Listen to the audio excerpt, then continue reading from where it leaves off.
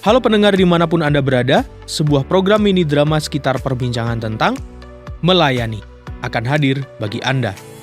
Satu bahasan yang menarik dan menantang untuk menjadi perenungan dari sebuah diskusi ringan kaum pria. Tidak usah menunggu terlalu lama, mari kita menyimak bersama bahasan yang menarik ini.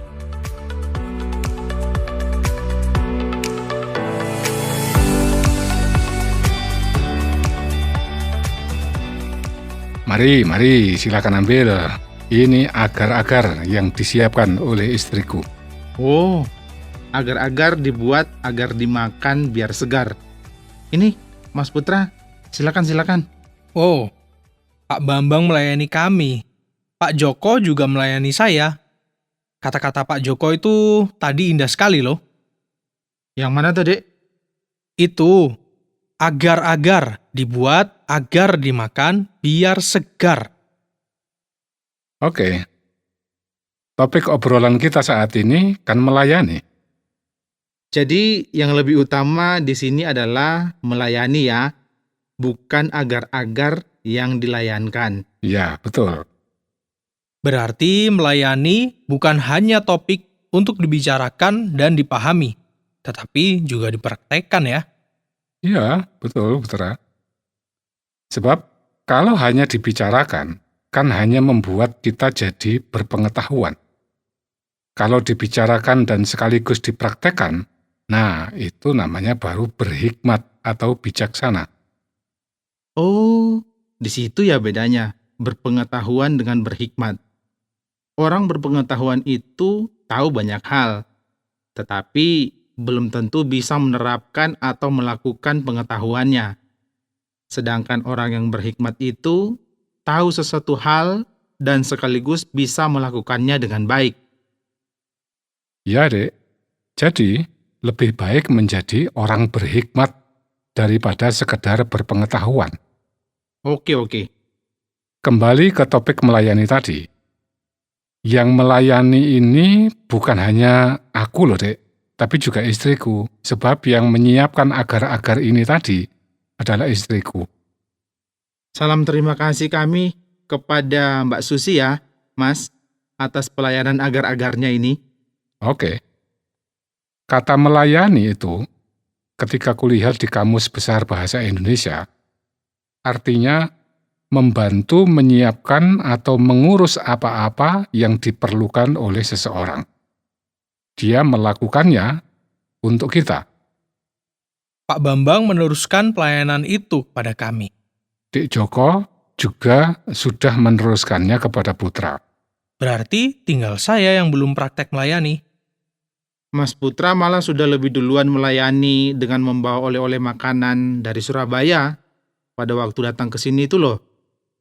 Oh, itu termasuk juga praktek melayani ya? Iyalah, malah sekaligus sebagai sedekah atau amal itu. Itu kan salah satu tujuan melayani.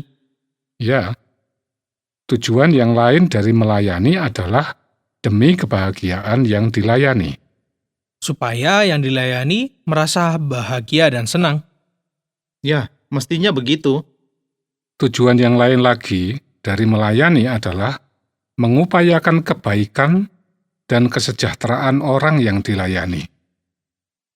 Ini lebih tinggi dari yang tadi, bukan sekedar kebahagiaan yang hendak dituju, tetapi sampai kesejahteraan, kemakmuran lahir dan batin, jasmani dan rohani. Gitu kan, Pak? Ya, betul Putra. Berarti melayani itu mempunyai tujuan untuk meringankan beban kehidupan yang dialami oleh orang lain. Beban kebutuhan sehari-hari, beban penderitaan fisik, bahkan beban mental. Untuk tujuan pelayanan yang seperti itu, melayani itu mestinya mempunyai syarat-syarat. Ya, mestinya begitu, Dek. Menurutku, salah satu syarat melayani itu sikap tulus dan ikhlas. Sama seperti bersedekah ya, Pak? Tanpa mengharapkan apapun juga untuk diri sendiri. Ya, tanpa mengharapkan bayaran. Karena pelayanan itu kan melakukan sesuatu untuk orang lain tanpa diminta, atau disuruh, atau diperintahkan oleh siapapun. Pelayanan mestinya dilakukan berdasarkan kasih. Tanpa adanya rasa kasih, mestinya orang tidak bisa melayani dengan tulus. Kasih mendorong orang untuk melayani. Mungkinkah ada pelayanan yang dilakukan dengan terpaksa, Mas? Kalau dilakukan dengan terpaksa, itu namanya bukan pelayanan. Menurutku juga begitu. Karena melayani itu membutuhkan syarat kerelaan untuk berkorban. Rela mengorbankan waktu, tenaga, pikiran, keterampilan, dan sebagainya. Kalau harus rela mengorbankan keterampilan atau keahlian, berarti pelayanan itu bisa diwujudkan dengan pelayanan kesehatan. Ya, tentu. Pengobatan untuk penyakit-penyakit tertentu, khitanan massal, pemeriksaan kesehatan sederhana, misalnya pemeriksaan tekanan darah, gula darah, asam urat, begitu. Iya, di lembaga keagamaan tetanggaku juga pernah dilakukan pelayanan pemeriksaan kolesterol, bahkan juga dilakukan pemeriksaan pengorposan tulang. Bagus sekali itu, Dek. Iya, betul, Mas. Yang mestinya dilakukan sebagai pelayanan adalah menyediakan keperluan-keperluan rumah tangga untuk seluruh anggota keluarga. Ya, itu harus itu. Khususnya yang dilakukan oleh anggota keluarga itu sendiri. Bagaimana dengan pembagian sembako kepada masyarakat? Apakah bisa disebut sebagai pelayanan? Menurut saya bisa, Pak. Sembakonya sebagai sedekah, sedangkan kegiatan membagikannya sebagai kegiatan melayani. Wah, cerdas sekali kamu memilahnya. Kegiatan rohani keagamaan menurutku harusnya menjadi kegiatan melayani. Artinya, walaupun ada bayarannya, tetapi pelayan kerohanian harusnya tidak mengharapkan bayaran yang semestinya, seperti seorang konsultan. Bahkan, harusnya siap untuk tidak mendapatkan bayaran. Tapi kalau tidak ada pemberian apapun kepada pelayan kerohanian, menurutku itu keterlaluan orang yang dilayaninya. Ya. Mau jadi pelayan rohani keagamaan, harusnya tidak pernah berpikir untuk mencari kekayaan. Menjadi pelayan keagamaan berarti harus siap menjadi miskin. Ya, betul. Walaupun kenyataannya, tidak ada pelayan keagamaan yang termasuk fakir miskin. Di situ nyata bahwa Tuhan itu memelihara dan memberkahi para pelayannya yang tulus. Umat yang dilayani kebutuhan rohaninya, hubungannya dengan Tuhan, mestinya menghargai pelayanan itu dengan pemberian yang layak sebagai ungkapan syukurnya atas pelayanan yang diterimanya.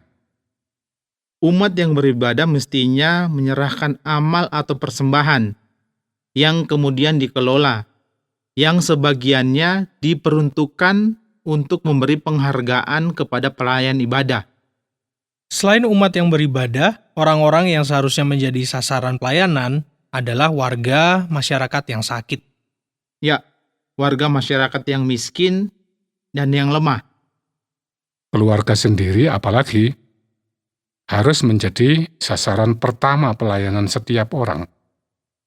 Ya, walaupun hanya untuk keluarga sendiri, atau untuk orang lain dengan tanpa bayaran, atau hanya dengan imbalan kecil. Melayani itu menurutku tidak boleh asal-asalan atau sekadarnya. Setuju Pak Joko. Melayani tetap harus dilakukan dengan sungguh-sungguh, dengan maksimal. Sebab kalau tidak sungguh-sungguh bisa salah dan menimbulkan masalah.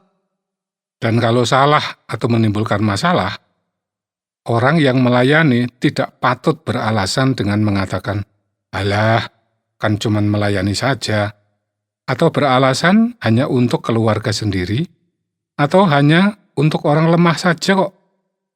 Melayani harus dilakukan dengan senang hati. Yang menyenangkan itu kan yang maksimal, yang sempurna. Wah, ini menarik sekali. Yang sempurna. Yang sempurna itu tentu bukan terutama hasilnya kan, tetapi sempurna usahanya. Artinya dengan sekuat tenaga dan sepenuh pikiran serta sebulat hati. Setuju sekali Pak Bambang.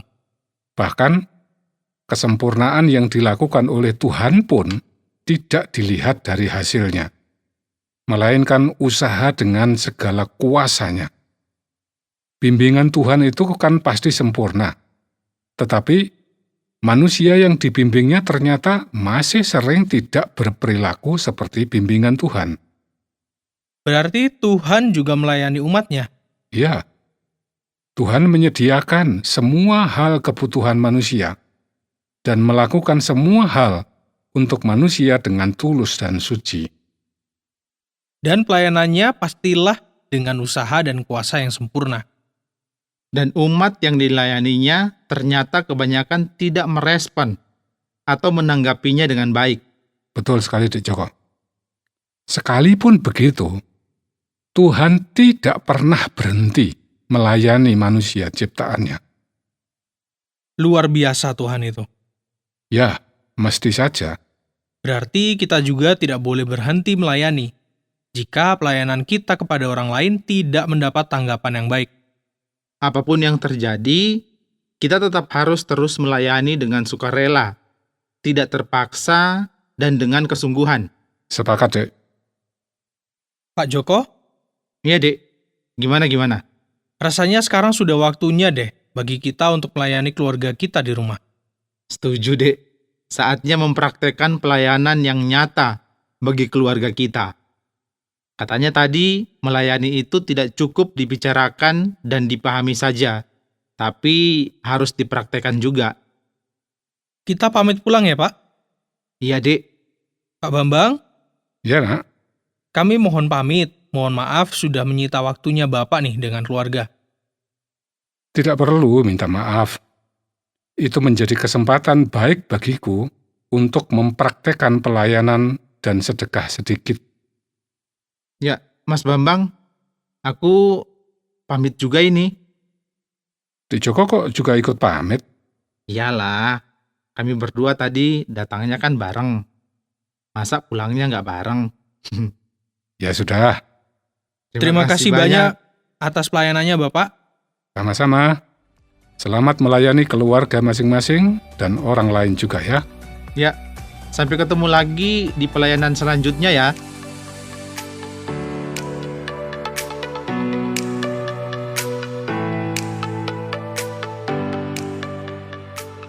Sahabat pria pemberani, demikian tadi obrolan tentang melayani.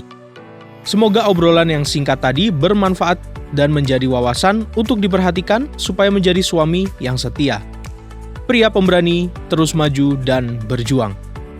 Terima kasih atas partisipasi Anda, sampai jumpa kembali dalam topik yang berbeda dan menarik di dalam program yang akan datang. Jika Anda memiliki pertanyaan atau ingin memberi respon terhadap topik yang berhubungan dengan program ini, silakan menyampaikan melalui WhatsApp ke nomor 081 333 777 386. Sampai jumpa.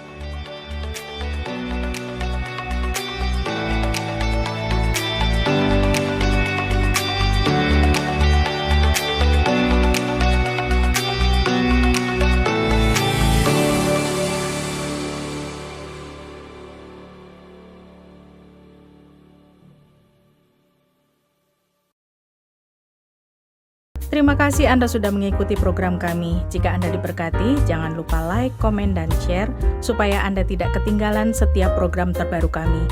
Jangan lupa juga untuk subscribe channelnya dan nyalakan loncengnya. Jika Anda ingin mendukung pelayanan kami, bisa melalui rekening kami berikut ini atau menghubungi kami di sini.